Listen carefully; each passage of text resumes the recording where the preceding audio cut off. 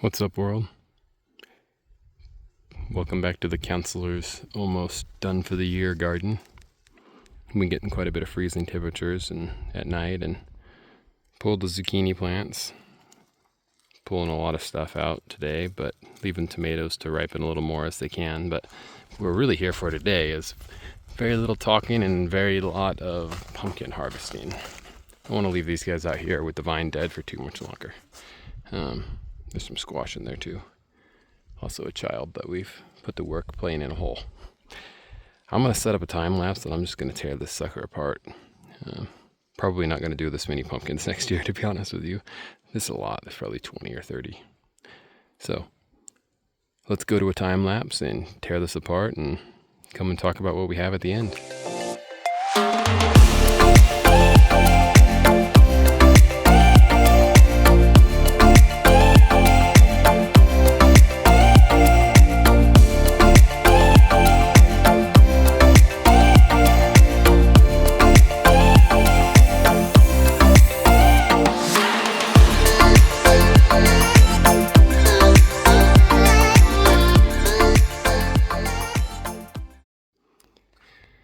Well, it's quite the fall haul we have here.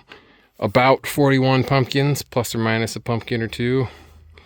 And some awesome spaghetti squash that got overran, and a whole bunch of other stuff, kind of the last harvest here of cucumbers and peppers and tomatoes and one giant carrot.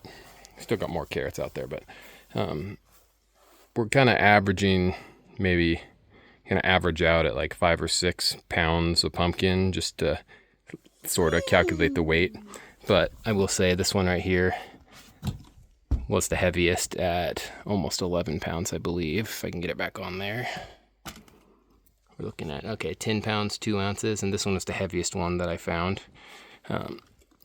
So, I don't know, you can kind of compare the sizes, but at 41, if we do about 5 pounds each, that's about 205, 210 pounds, so pretty good haul for not planning on growing that many pumpkins.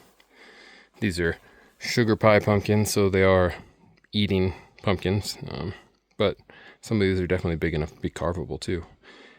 Not sure what we plan on doing them. We'll be testing them out. Maybe we'll share some feedback on that, but nice wind down to the season. So thanks for tuning in. It's a beautiful fall day, and hope you all are enjoying the last days of your garden, or if you live somewhere warm, I hope that you're continuing to garden through the winter.